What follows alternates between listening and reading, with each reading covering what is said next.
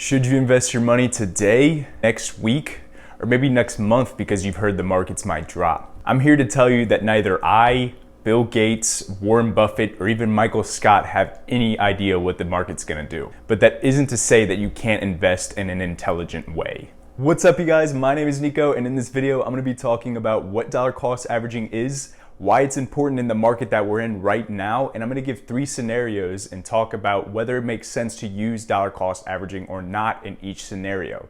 Chances are that you can relate to at least one of the scenarios, that way this video is helpful for you. Note, I am not a financial advisor. I'm just some random blonde kid on YouTube that finds finance and investing fascinating and loves teaching it. So with that being said, let's get started. So before I get into my 3 different scenarios, let's talk about what dollar cost averaging actually is.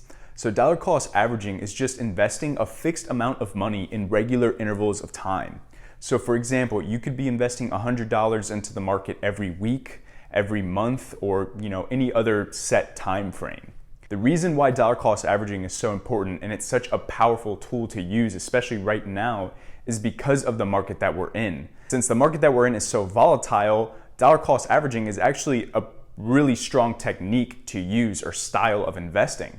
So if the market's constantly going up and down, by using dollar cost averaging and investing in these fixed intervals, you're going to get a nice average of that market. And although that might not sound great, you're like, Nico, I don't want an average, I want maximum returns. Well, like I said, no one can time the market. So getting an average is actually much better than the person that's trying to time the market. For one, because you can't time the market.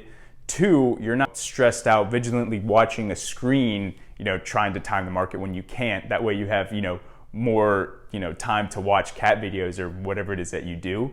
And also 3, there's data that shows that the person that tries to time the market is going to underperform the person that regularly invests. And so now we're gonna get into our 3 scenarios. So starting off with, that's fun to do. So now starting off with Mario, in Mario's situation, he lives in a castle with Peach. Everything is peachy. See what I did there? Everything's peachy. Mario's brother Luigi comes in, takes Mario's girl. Basically, Mario gets thrown into the real world, and now Mario realizes he has to make money and make a living. And anyway, he ends up going to college for 4 years, gets a degree in nannying, and has $50,000 worth of debt, and he makes $55,000 a year. At the end of each month, after he's paid off all of his expenses, he is left with $250. And his question is, should he use it to invest or should he use it to pay off his debt?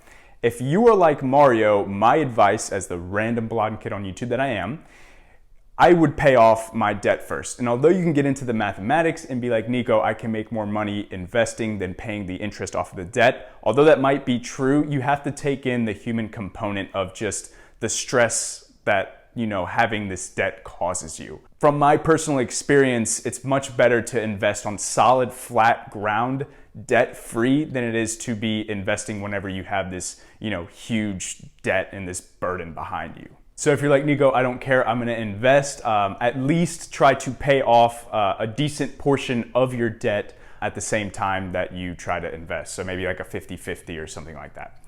Anyway, next up is Sam. And in Sam's situation, he's debt-free. He also has $250 at the end of each month that he could either use to invest each month, or he could save up and try to time the market. And I know what you're thinking. You already know my answer, and that is correct. You should invest as you get the money every month instead of summing it up and trying to time the market. Time in the market is better than timing the market, and that's something that I've read in several books, or has at least been implied in several different investing books that I've read. So if you're in Sam's situation, debt-free, have an extra amount of money every month, go ahead and invest it somewhere intelligently, and yeah, that's it. All right, so for next is Haley. In Haley's situation, she also has $250 at the end of each month, but has also just received $25,000 as a gift from her aunt. I don't know. Anyway, in her situation, she has a big lump sum of money and also has these $250. What should she do?